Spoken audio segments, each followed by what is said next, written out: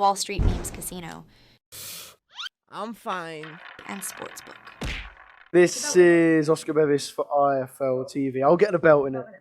You've been waiting for this moment, haven't you? An interview, belt across the chest. And do you know what? I've been waiting for this moment. I'm proud of you. Well done. Mate, when I first started working with David, one of my dreams was to do an IFL interview, mate. Now I'm on IFL with a fucking title. Can you believe it? Can you believe it, mate?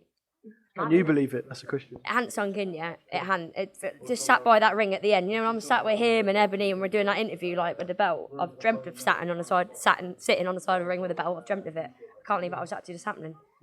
Surreal, mate. I feel actually a little bit speechless. I never thought. That's a change.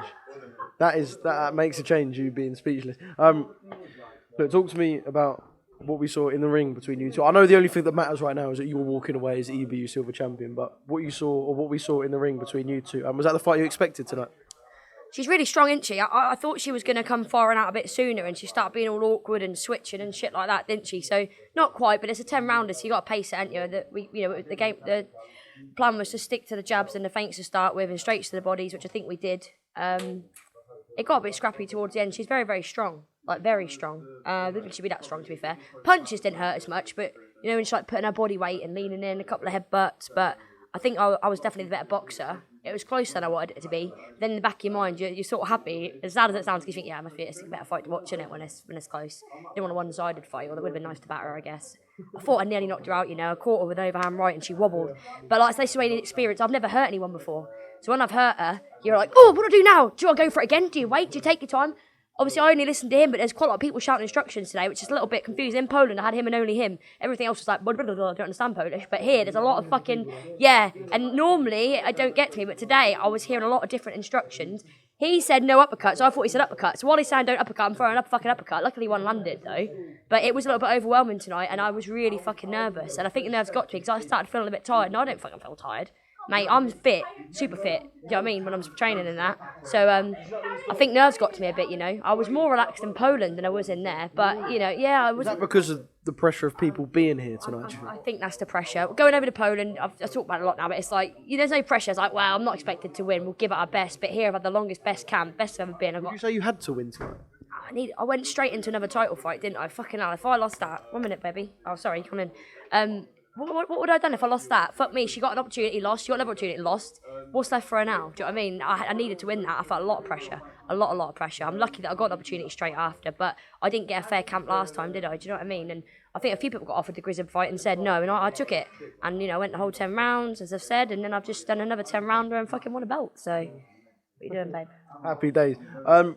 Mentally, what are you like in fights? Are you one of them who's scoring it as you go along? Like, was there a point in the fight where you were like, right, there's 2-3 rounds left, I'm winning? Like, what's your kind of mentality in the fights in terms of kind of scoring and realising where you are? Yeah, I feel like I'm always thinking I need to do better.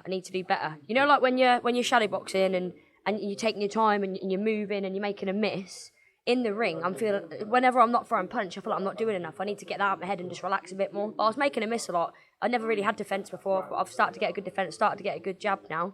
I feel like the sort of fight that I've always wanted is a scrappy, you know, throwing all different sorts of combos, but I done as I was told and kept the shot straight, and them jabs were knocking her head back, them straights to the body were hurting her, so I done as I was told. That is the main thing. I'm boxing to instruction. So, you know, like in Poland, even though I lost, I look back and I think I done exactly as he said, and I made him proud. That's all that matters to me, because I do as he says, and I know that what he says will work. So, yeah, and it did tonight. I done what I was told. So, yeah. Tell you what, the world's a dangerous place if you could not just fight but box, and you showed both of that tonight. Thank you. That's what he's now starting to do. We're only just scratching the surface. My first proper camp with him, and he said, for once, I think you can outbox someone rather than just out-toughen them. And so now I'm showing that I can box, but I've got so much more to learn. But I'm not in a rush. I'm not going to go, world title next. No, mate, I'm keeping this now. You're going to sit on that for a couple of years. I'll sit on this for a bit now, yeah. I feel like, I know I'm starting to, like, you know when I walked out, yeah, and then you got Dalton Smith, Florian Marcoux, I'd look at them like, they're proper boxers from the telly. I'm a proper boxer from the telly.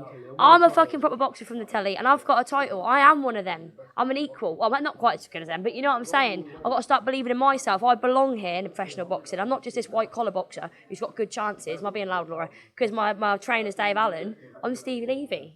I'm starting to be getting more confident now. Not too big for my boots. I say boots in a Scottish accent. I don't see he's there. Look, John Clark, nutrition.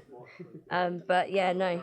Do you know what? Normally I'm all up for an interview, but I feel a bit like, I don't know, I feel like I'm just rambling shit, to be fair. It's not sunk in yet. It's mad, innit? I don't want to go home though. I do, because I love, like, we do, but that's going to be like, oh my God, it's like a big come down. Not that I've ever done drugs, but you know, like a come down, like, oh. Yeah, it's going to be a hard feeling to match this. I will end on one thing.